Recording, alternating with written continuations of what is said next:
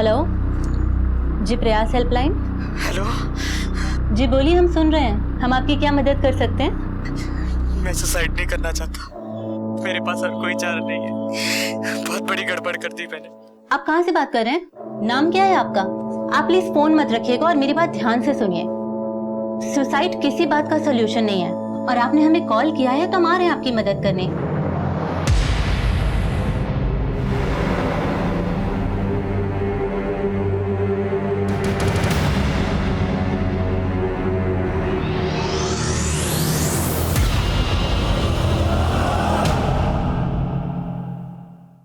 नमस्कार, आदाब।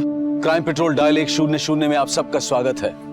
अपने बच्चों की परवरिश और भविष्य के लिए माँ बाप क्या क्या समझौते नहीं करते, लेकिन उनकी बेहतर परवरिश की कोशिश में माँ बाप कभी कभी इतने जज्बाती हो जाते हैं कि उनके अंदरूनी हालत को वो जान नहीं पाते हैं। माँ बाप की उन पर ऊपरी नजर तो रहती है, लेकिन उनके अंदर चल रहे तूफान का उन्हें कुछ पता नहीं होता। और जब ये तूफान अपनी हदें तोड़ देते हैं तो बहुत कुछ बहा ले जाते हैं, बहुत कुछ तबाह कर जाते हैं। आज का ये केस बच्चों की परवरिश के पहलू को उजागर करते हुए ऐसे कई संजीदा सवालों को सामने लाता है।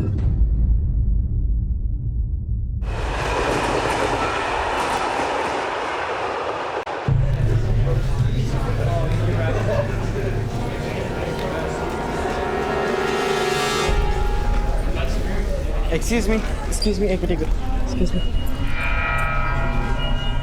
ये देख, ये रहा केशव यादव 98.2%। अरे वाह भाई, फिर से टॉप मारा तूने। अब और भाई तुम्हारा? यहाँ चेक करने दे। ये देखिए रहा अभय यादव।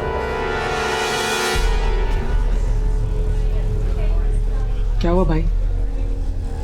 निकल भागा, निकल। नालायक, नहीं तो कहाँ जा रहा? कहाँ जा रहा है नालायक, बेशरम? नहीं तो फेल होगा ना तू। अरे काय मार रहे हो? छोड़ दो उसे। कितना मारेंगे उसको? अरे बेटा है, कोई दुश्मन नहीं है तुम्हारा। बेटा हाँ, इसी बात का दुख है, समझे कि नहीं?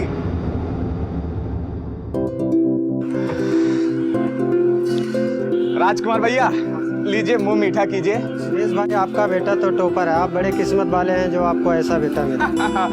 अब उससे सैंडविच की दुकान तो लगवाएंगे नहीं, है ना? देखिएगा एक दिन बहुत बड़ा नाम करेगा।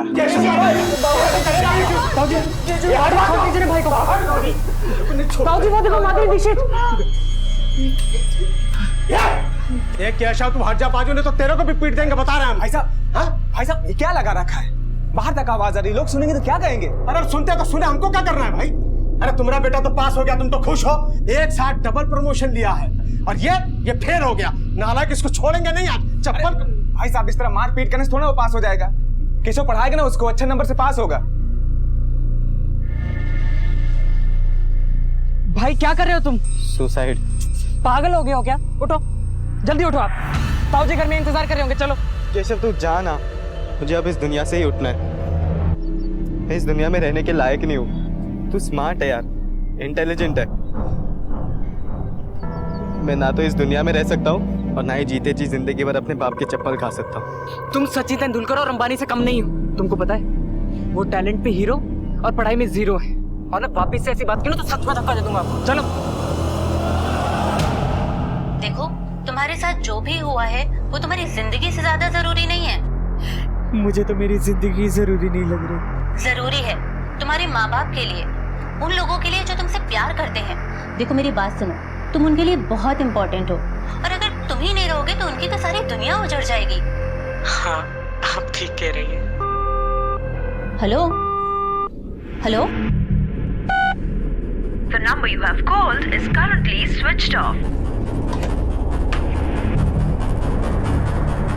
Hello hello, police. सर इस नंबर से एक लड़के ने प्रयास सुसाइड हेल्पलाइन पे फोन किया। वहां के ऑफिसर जब उससे बात कर रहे थे तो लाइन बीच में डिस्कनेक्ट हो गई। ना उसने नाम बताया अपना, ना ही location. The number you have called is currently switched off. फौरन इस नंबर की डिटेल्स निकलो और अर्जेंट बेसिस पर नेटवर्क कंपनी को फोन की लास्ट लोकेशन ट्रेस करने के लिए बोलो। मुंबई के उपनगर मीरा रोड में एक लड़का केशव अपनी जान देना चाहता था, लेकिन उसकी जिंदगी में ऐसा क्या हो गया था कि इतनी छोटी सी उम्र में वो इतना बड़ा कदम उठाने पर मजबूर हो गया था। सर, कॉल ट्रैक होने में टाइम लग गया और कॉल ट्रैकर पैन करपाड़ा में एक अंडर कंस्ट्रक्शन बिल्डिंग दिखा रहा है।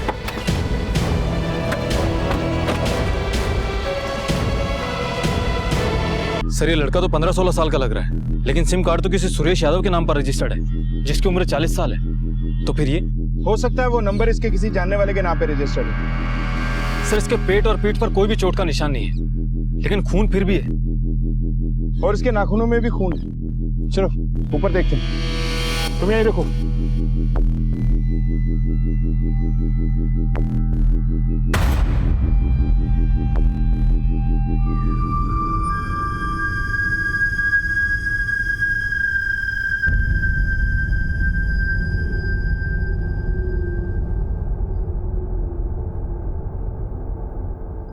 सर उस लड़के ने अगर यहां से सुसाइड किया होगा तो दीवार पर हाथ और खून के निशान कैसे हैं?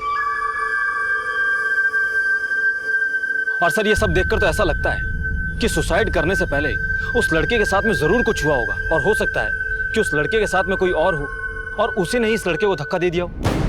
आसपास अच्छे से सर्च करो, सब जगह देखो। सर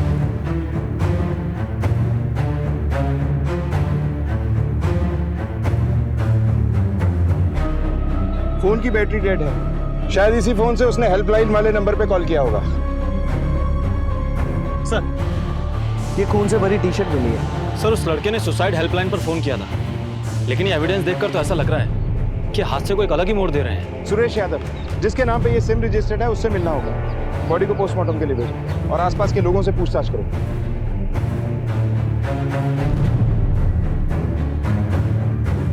साहब यहाँ 2 साल से काम बंद है। हम बगल वाले कंस्ट्रक्शन साइट पे काम करते हैं और बस हम 11 बजे तक ही यहाँ आते हैं सर। ठीक है तुम जाओ। Okay sir. सर मैंने आसपास लोगों से पूछताछ की, किसी ने किसी को आते जाते नहीं देखा।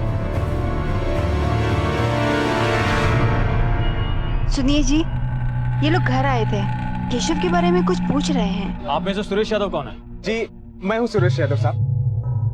बात क्या है?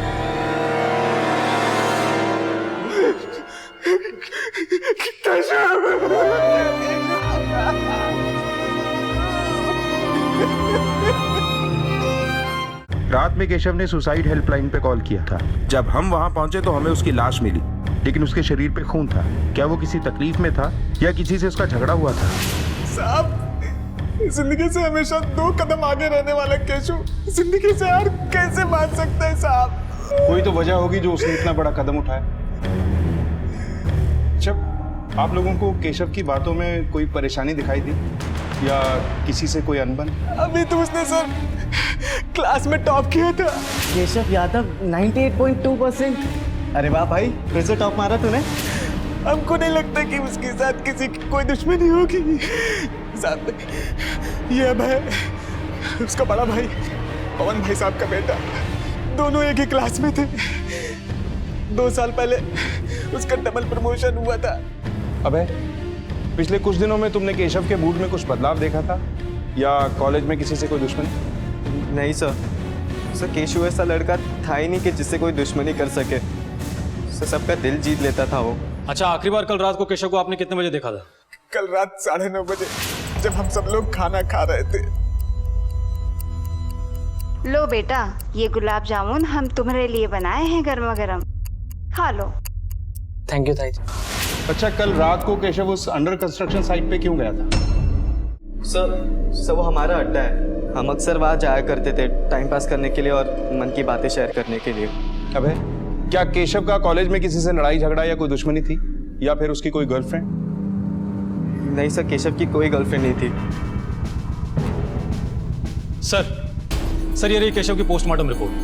सर रिपोर्ट के मुताबिक केशव की मौत बिल्डिंग से नीचे गिरने पर हुई थी और बिल्डिंग की ऊंचाई करीबन 50 से 60 फुट रही होगी और मौत का टाइम है सुबह 3:30 से 4:30 के बीच। और बॉडी पर जो खून था उसकी रिपोर्ट आई? केशव की बॉडी पर कुछ स्ट्रगल मार्क्स हैं, लेकिन कई जगह बिना किसी घाव के भी खून था जो केशव का नहीं था। जो शर्ट पर खून लगा था, जो दीवार पर हाथ के निशान वाला खून था, वो केशव का नहीं था, लेकिन दीवार पर जो हाथ के निशान थे वो केशव के ही थे। गावड़े कहीं ऐसा तो नहीं कि उस जगह पर केशव की किसी से लड़ाई हुई हो और हाथापाई के दौरान उस शख्स ने केशव को बिल्डिंग से नीचे धक्का दे दिया? सर ये भी तो हो सकता है कि उस हेल्पलाइन नंबर पर केशव को किसी ने जबरदस्ती कॉल कराया हो ताकि मर्डर को आसानी से सुसाइड का रूप दिया जा सके।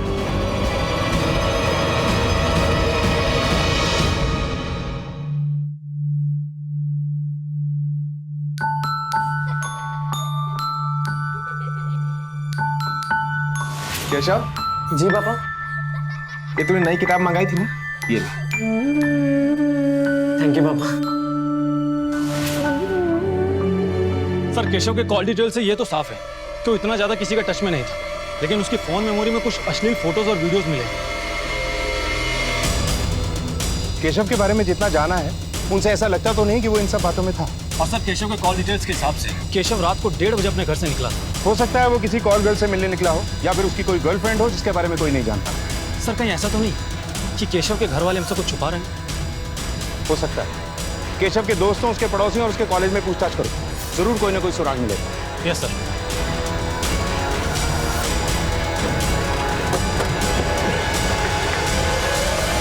केशव का किसी लड़की से चक्कर वगैरह? नहीं मैम, केशव किसी लड़की के चक्कर में पड़ता नहीं था। क्लास की कितनी लड़कियों का फेवरेट था, बट उसने कभी किसी को पलट कर नहीं देखा। नहीं सर, केशव तो बिल्कुल एफर्टलेसली पास हो जाता था। इनफैक्ट अभय ही था कि हर बार फेल होता था। हमें तो यकीन ही नहीं होता कि दोनों एक साथ रहते थे, एक टॉपर और एक फेलियर। वैसे तो खुश रहता था वो, लेकिन कुछ दिन पहले मैंने उसे पहली बार बड़े अजीब से मूड में देखा था। केशव, केशव क्या कर रहे हो? पागल हो गया क्या? केशव! उस दिन ऐसा लगा था जैसे केशव और अभय के बीच में झगड़ा हुआ था, पर मैं श्योर नहीं हूँ। हमें केशव के मोबाइल में कुछ अश्लील फोटोज और वीडियो मिले, लेकिन तुमने तो कहा था कि केशव इन सब में नहीं है और ना ही उसकी कोई गर्लफ्रेंड है। अभय क्या छुपा रहे हो हमसे? सर कुछ भी नहीं, मैंने कभी केशव का फोन चेक नहीं किया और हमारे बीच में ऐसी बातें भी नहीं होती थी। अच्छा ये बताओ, क्या इससे पहले केशव रात में घर से बाहर गया था? जहाँ तक मुझे मालूम है सर, नहीं।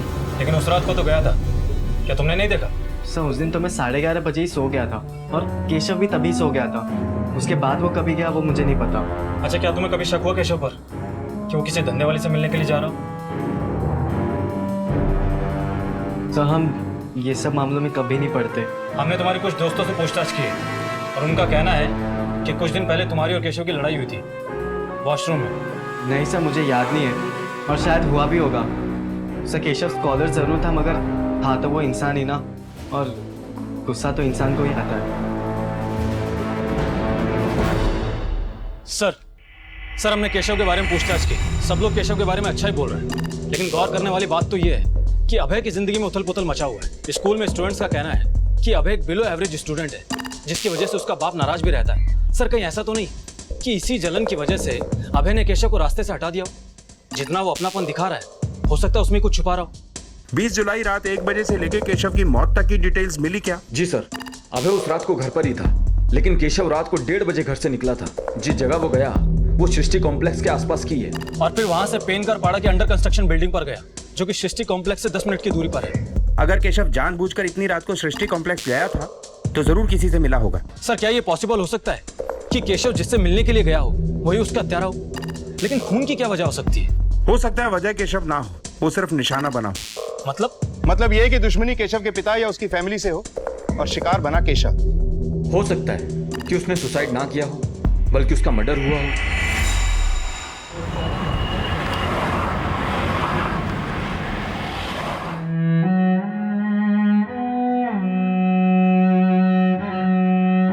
देवर जी कुछ खा लीजिए, कल से एक दाना भी नहीं खाए हैं।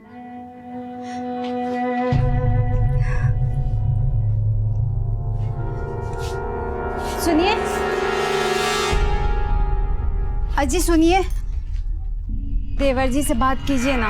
2 दिन हो गए, ना कुछ खाए हैं ना कुछ बात की है। एक बात बताओ, ये केशव के जाने से पूरी दुनिया खत्म हो गई है क्या? इतनी समझ नहीं है उनको। और दुकान जाएंगे नहीं तो कमाएंगे क्या, खाएंगे क्या और खिलाएंगे क्या? और अपने बच्चे के बारे में सोचेंगे कि नहीं सोचेंगे? देखो हटो, बाजू जाने दो हमको, चलो। क्या तुम लोग ये सब पता नहीं क्या करते। पुलिस ने इस केस के एक एक पहलू को पलटना शुरू किया। केशव की मौत की जगह और उसकी रोजमर्रा की जिंदगी को बारीकी से टटोलना शुरू किया। केशव के मोहल्ले और आसपास के इलाकों में केशव से जुड़ी हर जानकारी इकट्ठा की जाने लगी। सर मैंने केशव और उसकी फैमिली के बारे में पूछताछ की और पूछताछ के दौरान एक बात पता चली है। सुरेश से किसी बाहर वाले से कोई दुश्मनी नहीं थी, बल्कि अपने भाई पवन से पिछले 5-6 महीनों से छोटी मोटी बातों पर लड़ाई होती रहती थी। जिस दिन केशव की मौत हुई थी उस दिन भी पवन दुकान पर लेट आया था। कहीं ऐसा तो नहीं कि इस सब में पवन का हाथ हो? अपने छोटे भाई सुरेश से अनबन रहती थी, अपने बेटे अभय से परेशान था, और इस सब की वजह कहीं ना कहीं केशव था। और इसीलिए इस खटास की वजह केशव बना है। कैसी लड़ाई साहब? देखिए साहब, किसी ने आपको गुमराह किया है। शायद इस वक्त तुम हमें गुमराह करने की कोशिश कर रहे हो। हमारी खबर बिल्कुल पक्की है। अब तुम बताओ कि माजरा क्या है। सब लड़ाई हुई थी, लेकिन वो पैसों को लेकर लड़ाई हुई थी। मैं बस अपने बेटे के लिए कुछ पैसे तो अलग कर रहा हूँ। वो पढ़ना चाहता है, आगे बढ़ना चाहता है, कोचिंग करना चाहता है। अब उसे क्या मैं ये आलू प्याज छिलवा? सुरेश, तुम ये कैसे कह सकते हो कि तुम्हारा बेटा क्या करेगा और क्या नहीं? अरे हमारा बेटे का भविष्य खराब, और तुम्हारा बेटा चांदी का चम्मच मुंह में लेकर पैदा हुआ था क्या? दुनिया को पता है कि केशव की बराबरी अभय नहीं कर सकता, समझा? साहब, सुरेश मेरा छोटा भाई है, ये दुकान भी उसी की है। इसी दुकान से हमारा घर चलता है। जिस तरह सुरेश के मन में अपने बेटे केशव को लेकर सपने हैं, उसी तरह मेरे मन में मेरे बेटे अभय को लेकर सपने हैं। लेकिन सुरेश केशव की पढ़ाई के लिए यहाँ के सारे पैसे साइड में कर लेता। 20 जुलाई की सुबह 1 से 4 बजे के बीच में तुम कहाँ थे? घर पे था। नहीं, थोड़ी देर के लिए बाहर गया था मैं। तो शांति गार्डन के पास में बार है ना, वहां पे।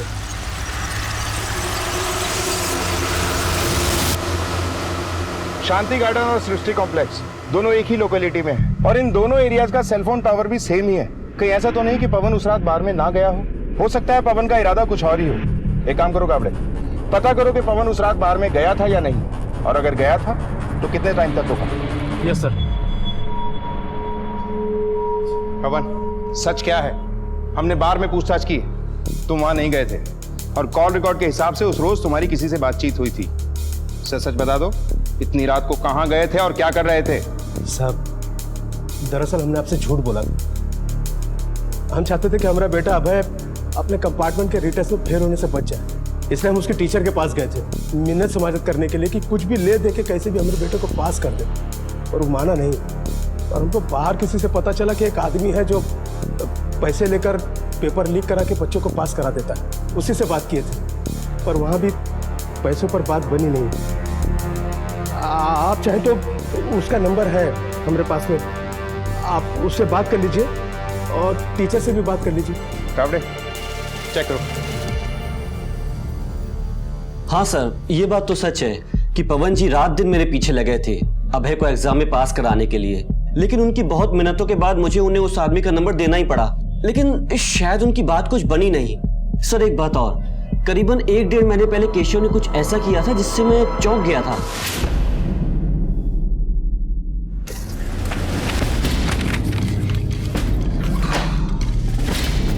केशव? लेकिन सर उसमें मैं श्योर नहीं था, इसीलिए उस वक्त इस बात का जिक्र मैंने किसी से भी नहीं किया। Thank you. सर, केशव जैसे स्टूडेंट को क्वेश्चन पेपर चुराने की क्या जरूरत पड़ी होगी? वो तो पढ़ाई में बहुत ही होनहार है। हो सकता है गाबड़े कि ये क्वेश्चन पेपर उसने अपने लिए नहीं बल्कि अभय के लिए चुराया। ये भी हो सकता है कि शायद उसे अपना कोई शौक पूरा करना हो जिसके लिए उसे पैसों की जरूरत हो, और क्वेश्चन पेपर बेचकर शौक पूरे किए जा सकते हैं। साहब, मेरा बेटा गलत काम कर ही नहीं सकता। वो क्लास में टॉपर था, वो क्यों पेपर चोरी करेगा? वैसे तो ऐसा बहुत कुछ था जो उसे नहीं करना चाहिए था, लेकिन आपकी जानकारी के बिना वो कर ही रहा था। आप लोगों को तो पता चल ही गया होगा कि उसके मोबाइल में से हमको कैसे वीडियो और फोटोग्राफ मिले। साहब, उससे मेरे बेटे का कोई लेना देना नहीं है। ये सब अभय का किया हुआ है, इसने मेरे बेटे को बिगाड़ा है। बहुत पढ़ाई पे ध्यान दे, पढ़ाई पे ध्यान दे। हाँ, तेरी वजह से क्या क्या लांछन वगैरह देख रहा तू। बस बाबा, हर बार की तरह मुझे बलि का बकरा बनाना बंद करो। ये सब मेरे कान नहीं थे, केशव के कान थे, और जो कुछ भी हो रहा था वो सब चाचा जी की वजह से हो रहा था। केशव अपनी जिंदगी में कुछ करना चाहता था। 15 साल की उम्र में 15 किलो का बोझ पीठ पे देकर 18 साल के लड़कों के बीच में बिठा दिया गया उसे। उसके सपने थे कुछ, लेकिन चाचा जी को ये सब पसंद नहीं था ना। बेटा, पूरी जिंदगी सड़क किनारे बस यही सुनते हुए गुजार दी कि सुरेश एक टोस्ट सैंडविच देना। मैं भी कुछ जीवन में बनना चाहता था, पर नहीं बन पाया। पर बेटा, तू मेरी शान है। मैं दुनिया को फख्र के साथ कह सकता हूँ कि तू टॉपर है। लेकिन ये जो स्कूल के बाद तू लड़के लड़कियों से मिलता है ना, ये बंद कर दे। यही टाइम तू पढ़ाई में ध्यान दे, ठीक है? जी। बाहर से सिर्फ 2 वर्ड बोलता था वो, जी पापा, लेकिन अंदर से ज्वालामुखी बन चुका था वो। हर बार सिर्फ पढ़ाई पढ़ाई पढ़ाई। अंदर का फ्रस्ट्रेशन दबाने में मुश्किल हो रही थी उसको, और इसी वजह से उस दिन वो कॉलेज में इतना गुस्सा हो गया कि वॉशरूम की दीवार पे अपना हाथ दे मारा उसने। आज हम क्वालिटी एजुकेशन से ज्यादा क्वांटिटी एजुकेशन पर फोकस कर रहे हैं। पर क्या सिर्फ अच्छे मार्क्स लाना ही जिंदगी में लायक होने का मापदंड है? केशव की मौत की गुत्थी अब भी अनसुलझी थी। शक की सुई धीरे धीरे इस कहानी के हर किरदार की तरफ घूम रही थी, लेकिन सवाल अब भी यही था कि केशव की मौत कैसे हुई और उसकी मौत की असली वजह क्या थी।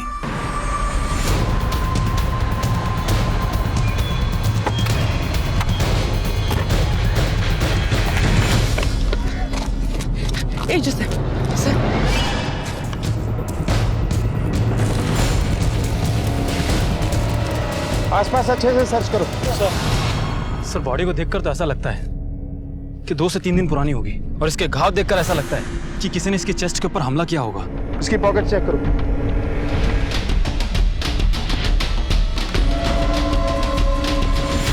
सर फोन स्विच ऑफ है। सर इस आदमी का नाम गौतम आप्टे है और एड्रेस शोलापुर का है।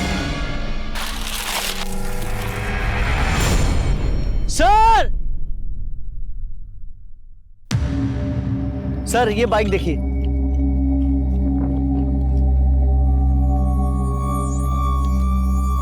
सर ये देखिए, किसी ने इसका हैंडल लॉक तोड़कर चोरी करने की कोशिश की है। ये पर्स मिला सर।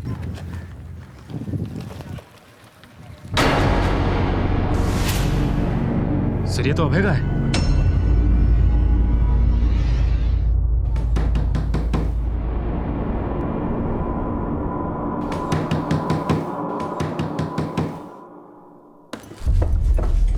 अबे कहाँ है? उसे फौरन बुलाइए, हमें उससे कुछ जरूरी बात करनी है। अभय तो घर पर नहीं है, कब का बाहर चला गया बगैर किसी को बताए। बात क्या है साहब? आप लोगों ने उसे फोन नहीं किया? उसका फोन छीन कर तो हम अपने पास रख लिए थे। वो इधर है, ये देखिए, ये फोन है उसका। आपने ये फोन उससे कब लिया? 19 तारीख की रात को, उसके सोने से पहले। अरे दिन रात फोन में लगा रहता है और पढ़ाई में फेल होता रहता है, इसलिए छीन कर हम अपने पास रख लिए थे। तो सर इसी वजह से उस रात को इस फोन का लोकेशन यहाँ का बता रहा था। बात क्या है? अभय ने क्या किया है? मतलब आप उसको ढूंढ क्यों रहे हैं? अभी अभी हमें एक लाश मिली जिसकी कुछ ही दूरी पर अभय का ये वॉलेट और आईडी कार्ड मिला है। हमें शक है कि ये खून उसी दिन हुआ जिस दिन केशव की मौत हुई। खून? नहीं साहब, मेरा बेटा मस्ती कर सकता है, हाँ वो नंबर कम लाता है, लेकिन किसी को मार नहीं सकता साहब। ये बटुआ जरूर केशव लेके गया होगा। ऐसे कैसे इल्जाम लगा रही भाभी आप केशव पे? देखिए, इस घर के दोनों लड़के इस केस में इन्वॉल्व हैं। किसने क्या किया है उसका पता हम लगा लेंगे। फिलहाल हमें उनके कमरे की एक बार फिर से तलाशी लेनी। गावड़े। Yes sir.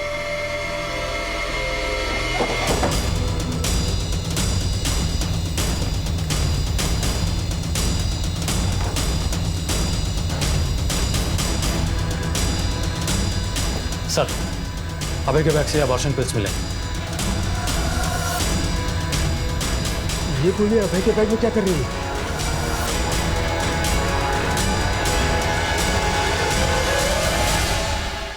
सर क्या अभय का किसी लड़की के साथ में चक्कर हो सकता है जिससे उसने प्रेग्नेंट कर दिया हो? लेकिन एक बात समझ में नहीं आ रही, इन सबका केशव की मौत से क्या लेना देना हो सकता है? गावड़े, अभय के पिछले 6 महीने के कॉल रिकॉर्ड्स और लोकेशन डिटेल्स चेक करो। अगर उसकी कोई गर्लफ्रेंड रही होगी तो उसका नंबर अभय के कॉल रिकॉर्ड्स में जरूर होगा, और इस अभय की तलाश तेज करो। Yes sir. तेरे भगोड़े बेटे के पूरे साई की वजह से मेरे बेटे की जान गई है। पूरा दिया तुम लोग जान। अपने तेरे पान में झांक के देख, मेरे बेटे के बारे में कुछ भी बोलने से पहले। अरे क्या क्या कांड करता तेरे को। बस करो।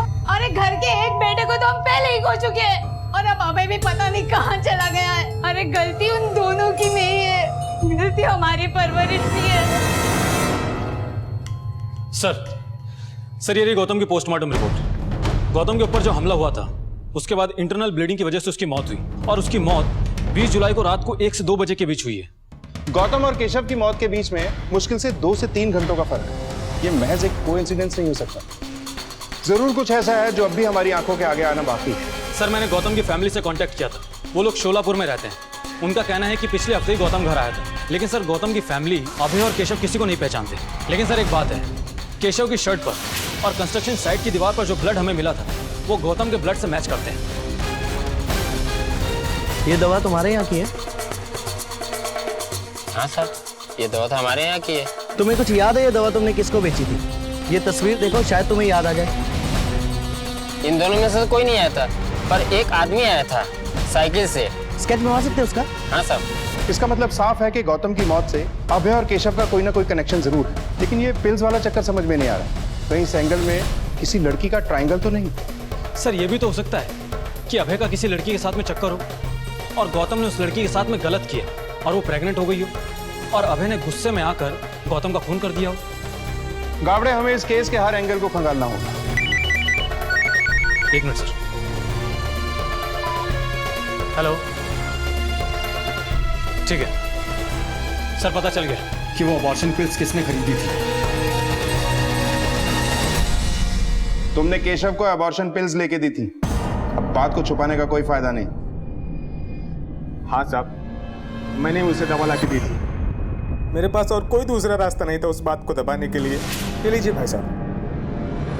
पापा, मुझसे बहुत बड़ी गड़बड़ हो गई पापा। मेरी वजह से एक लड़की प्रेग्नेंट हो गई है। चल इधर, चल। क्या किया तुमने? ये बात किसी को पता नहीं चलनी चाहिए। जी पापा। हम लोग दिन रात मेहनत करके 2 वक्त का खाना जुटाने वाले लोग हैं। सोचा केशव का भविष्य खराब ना हो, इसलिए हमने अबॉर्शन की गोली उसको ला के दी।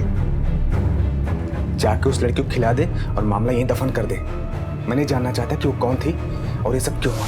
मैं नहीं जानता कि उसके बाद क्या हुआ। हम तुम्हारी बात पे भरोसा कैसे कर लें? हो सकता है तुमने केशव को मारा, क्योंकि उसने तुम्हारे सारे सपने चकनाचूर जो कर दिए थे। ये क्या कह रहे हैं साहब? मैं अपने बेटे को क्यों मारूंगा? मैं तो चाह रहा था कि उसका भविष्य ना खराब हो, इसीलिए मैं उसे इस मुसीबत से बचाना चाह रहा था। गावड़े, ये लड़की आखिर हो कौन सकती है जो अभय और केशव दोनों से कनेक्टेड थी? गौतम की मौत से इसका क्या लेना देना हो सकता है? और इन दोनों केसेस में कोई कनेक्शन है भी या नहीं? सर केशव के रिकॉर्ड में तो किसी लड़की की परछाई भी नहीं दिखती। सर मैंने अभय के लास्ट 6 महीने के कॉल रिकॉर्ड अच्छे से चेक किए हैं। उसमें एक नंबर ऐसा है जिससे पहले 2 महीने में अभय की लगातार बातचीत होती रही, लेकिन फिर अचानक से बंद हो गई। लेकिन सर 18 जुलाई से फिर से उस नंबर पे अभय की बातचीत शुरू हो गई। सर इस बात पर हमारा पहले ध्यान नहीं गया था, क्योंकि अभय पर हमारा शक नहीं था। सर मैंने नंबर की जानकारी निकाली है। ये नंबर किसी मधुकर अवस्थी के नाम पर रजिस्टर्ड है। उसका एड्रेस मीरा गाँव है। ये लड़की कहीं वही तो नहीं जिसका केशव के साथ चक्कर था? सर इस सवाल का जवाब तो अभय दे सकता है, लेकिन पता नहीं वो इस वक्त है कहाँ। अभय के घर वालों पे नजर रखो, वो अपने घर वालों से कांटेक्ट करने की कोशिश जरूर करेगा। Yes sir. तब तक ये जो लड़की है इससे मिल लेते हैं। Yes sir. केशव की गर्लफ्रेंड वाले एंगल ने अब इस केस को एक नया मोड़ दे दिया था। अभय अब तक पुलिस की गिरफ्त से दूर था। आखिर गौतम की हत्या क्यों हुई और उसका केशव, अभय और उस लड़की से क्या लेना देना था? क्या अभय ने ही गौतम को जान से मारा था, जिसके बाद वो डर के मारे छुपता फिर रहा था? केशव की मौत की पहेली को सुलझाने में पुलिस पूरी जी जान से लगी हुई थी।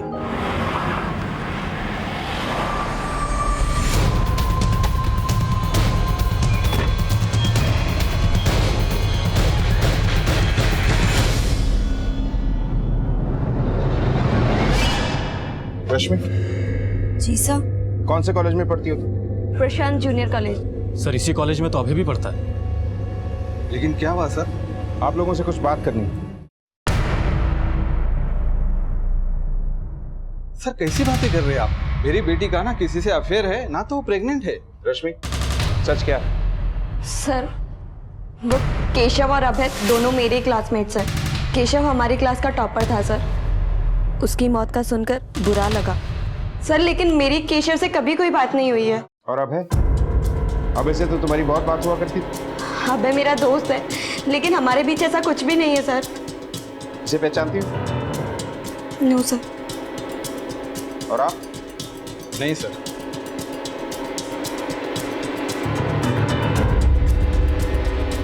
सर मुझे तो ऐसा लग रहा है कि रश्मि झूठ बोल रही है। फौरन रश्मि के मेडिकल टेस्ट के लिए कोर्ट से ऑर्डर लेते हैं, तभी दूध का दूध और पानी का पानी होगा। क्या जरूरत थी तुझे अपने दोस्ती करने की? आज तेरी वजह से पुलिस हमारे घर तक आ गई और लड़के वालों ने रिश्ता तोड़ दिया। तुझे मालूम है, अगर ये शादी हो जाती तो मेरा सारा कर्जा माफ हुआ होता। अब आप यहाँ किस लिए आए हैं? आपकी बेटी रश्मि को मेडिकल चेकअप के लिए ले जाने आए हैं। ये रहे कोर्ट के पेपर्स। ये किस बात के लिए टेस्ट है? हम रश्मि का ब्लड टेस्ट और सोनोग्राफी कराएंगे। अगर इसने 72 घंटे पहले अबॉर्शन की पिल्स खाई हैं तो हमें पता चल जाएगा कि ये प्रेग्नेंट थी। दया। अरे रुकिए, लेकिन अरे सर। सर ये रहा रश्मि के टेस्ट रिजल्ट। सर रिजल्ट में तो वो क्लीन निकली, ना तो कभी रश्मि प्रेग्नेंट थी और ना ही उसका अबॉर्शन हुआ था। यानी रश्मि सच बोल रही थी? सर अगर रश्मि प्रेग्नेंट नहीं थी तो फिर वो अबॉर्शन पिल्स किसके लिए थी? कहीं ऐसा तो नहीं कि सुरेश जिस लड़की के बारे में हमें बता रहा था वो कोई और ही हो?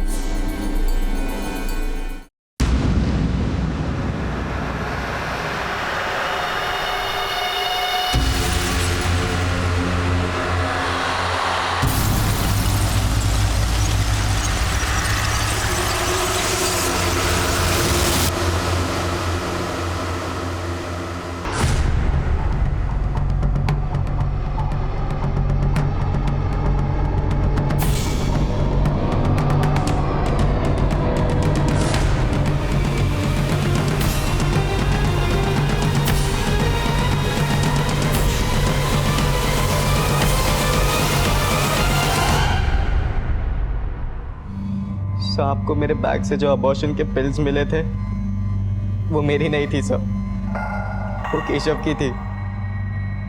उसने अपनी गर्लफ्रेंड के लिए ली थी सर, और उस दिन वो मेरा बैग लेकर चला गया था, इसलिए वो बॉटल मेरे बैग में ही रह गई। गर्लफ्रेंड का नाम क्या है? रश्मि। कब से जानता था केशव रश्मि को? सर कुछ 2-2.5 महीनों से। सर वो दोनों मेरे ही फ़ोन से बात किया करते थे, क्योंकि सर चाचा जी केशव के मोबाइल का बिल भरते थे और केशव भी चाहता था कि उन्हें शक हो। सर वो दोनों हमारे अड्डे पर ही मिला करते थे और सर वो दोनों वहीं पर। भाई बोलना, ट्रू लव करता हूँ। फिजिकल होना गलत है भाई, अपना दिमाग चलाना, कुछ तो बोल। मैंने ना जोश जोश में सब कुछ कर डाला। 2-2.5 महीनों तक वो लगातार मिलते रहे सर। उसके बाद अभी कुछ दिन पहले ही रश्मि का फ़ोन आना बंद हो गया। तभी केशव बहुत परेशान रहने लगा था सर, क्योंकि रश्मि कॉलेज भी नहीं आती थी। मुझे अचानक से रश्मि का फ़ोन आया। हेलो सर, फ़ोन पर वो बहुत घबराई हुई सी लग रही थी। केशु। हाँ भाई। रश्मि का फ़ोन है। हेलो। फिर जब केशव रश्मि से बात करने लगा तभी केशव भी अचानक से घबरा गया और तुरंत वहाँ से चला गया, ये बोलकर कि वो हॉस्पिटल जा रहा है। फिर से कुछ घंटों बाद जब केशव वापस घर लौटा तभी वो काफ़ी घबराया हुआ था सर। क्या हुआ केशव? भाई सब कुछ खत्म हो गया। हुआ क्या वो तो बता। रश्मि प्रेग्नेंट है। केशव ने बोला कि वो इस बारे में चाचा जी को नहीं बता सकता है। चाचा जी ने उसे पहले से ही कुछ पिल्स दे रखे थे, और अगर वो चाचा जी को अबॉर्शन के बारे में फिर से बताता तो चाचा जी बहुत गुस्सा करते सर। तो तुम लोगों ने सोचा कि बाइक चोरी करके बेचोगे और उसी से पैसों का इंतजाम करोगे? हाँ सर, लेकिन एंड टाइम पर सब कुछ बिगड़ गया। देखिए एरिया में ना ही कोई सीसीटीवी कैमरा और ना ही कोई सिक्योरिटी गार्ड। फटाफट से बाइक चोरी करते हम निकलते हम लोग।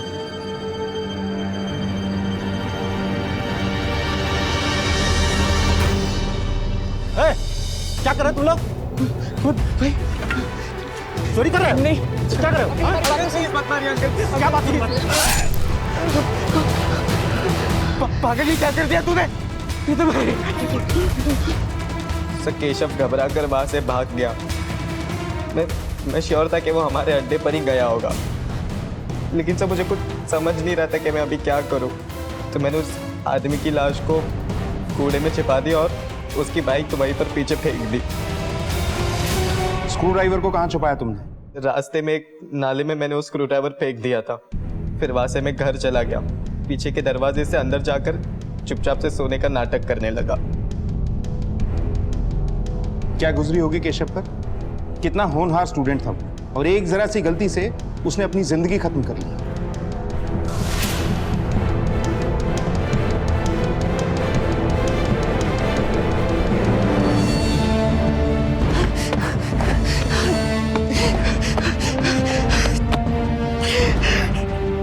क्या कर दिया मैंने? पहले रश्मि की प्रेगनेंसी, आदमी का खून, मुझे जेल हो जाए। पापा मुझे मार देंगे, पापा मुझे जान से मार देंगे।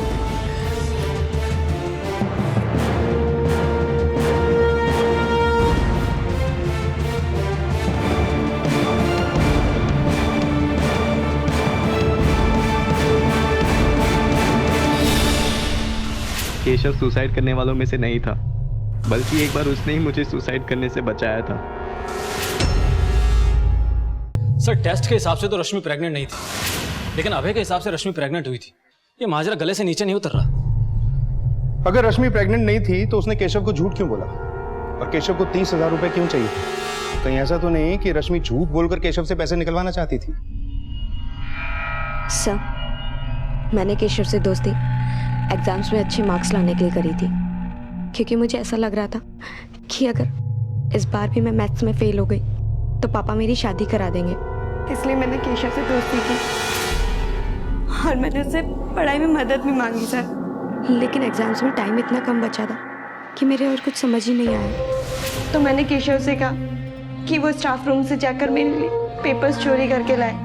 वो क्लास का मॉनिटर था, इसलिए उसके लिए बहुत ईजी था स्टाफ रूम से पेपर्स चोरी करके लाना। लेकिन मेरे लाख रिक्वेस्ट करने पर भी वो नहीं माना।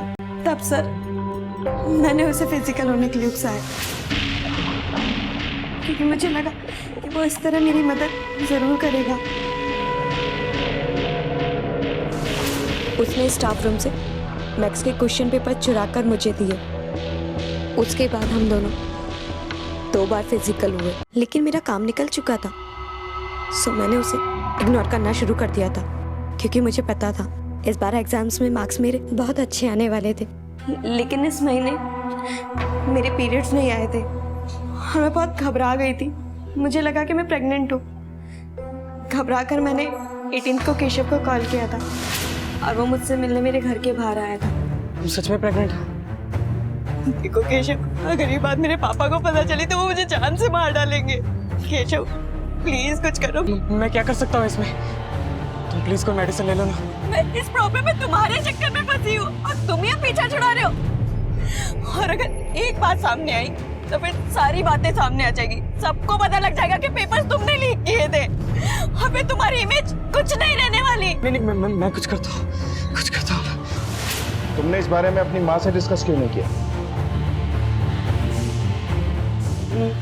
मैं अपनी मम्मी से ऐसी बातें शेयर नहीं करती।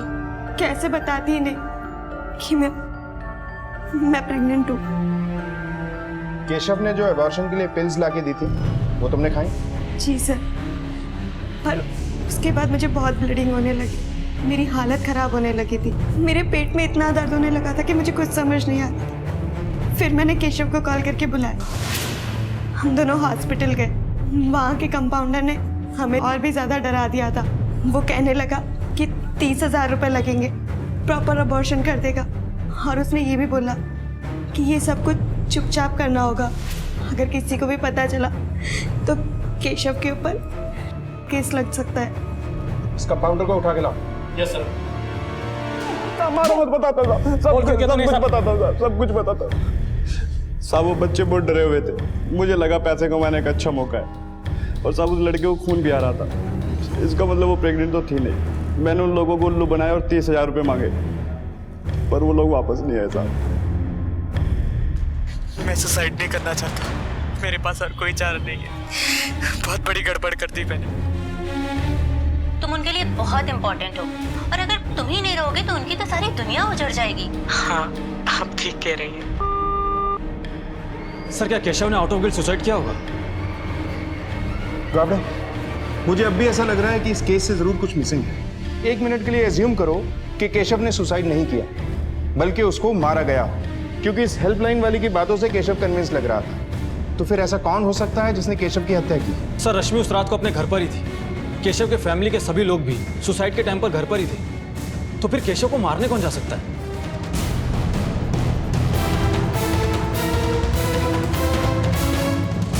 गाबड़े, शायद मुझे पता चल गया है कि केशव की हत्या किसने की। अबे, उस रात गौतम का खून करके तुम अपने घर गए थे ना? जी सर। तो वो कपड़े कहाँ हैं जिस पर गौतम का मर्डर करने के बाद खून के निशान पड़ गए हों? और जब तुम घर गए तो घर पे कौन कौन मौजूद था? सच सच बता दो, अगर हमने उगलवाया तो तुम्हारे लिए अच्छा नहीं होगा। हम भला उसे क्यों मारेंगे? अभय ने हमें सब कुछ बता दिया है। तुम्हारी बेहतरी इसी में है कि तुम भी साफ साफ बता दो। बोलो, मतलब तुम ऐसे नहीं बोलो। नहीं साहब, बताती हूँ साहब, बताती हूँ साहब। केशव,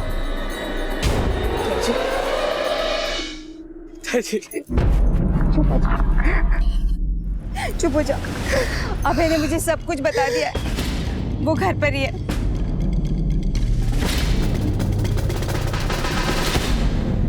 मुझे लगता है मुझे पुलिस के पास चले जाना चाहिए। तू पागल हो गया है? अरे तू पुलिस के पास जाएगा तो सब खत्म हो जाएगा। अरे तू अभय के बारे में तो सोच। अभय भी तेरे चक्कर में फंसेगा। तेरे साथ वो भी जेल जाएगा। पूरे मोहल्ले को पता चल जाएगा कि तूने उस लड़की के साथ। और तेरे पापा की तो सोच।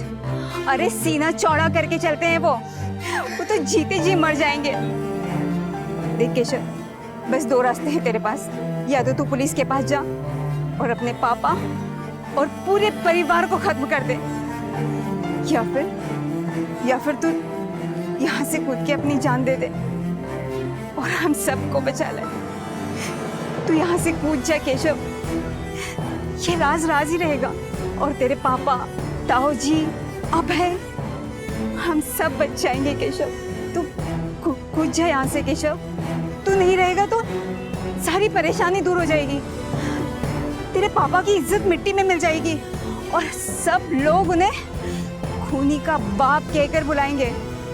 तू कूद जा केशव, कूद जा यहाँ से।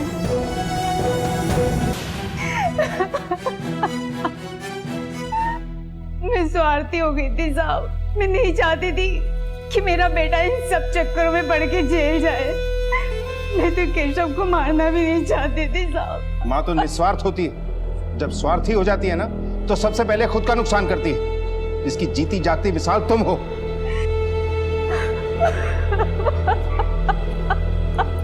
जब रिश्तों में स्वार्थ हावी हो जाए तो अंजाम बुरा ही होता है। निरुपा ने अपने बेटे को बचाने के स्वार्थ में केशव की बलि चढ़ा दी।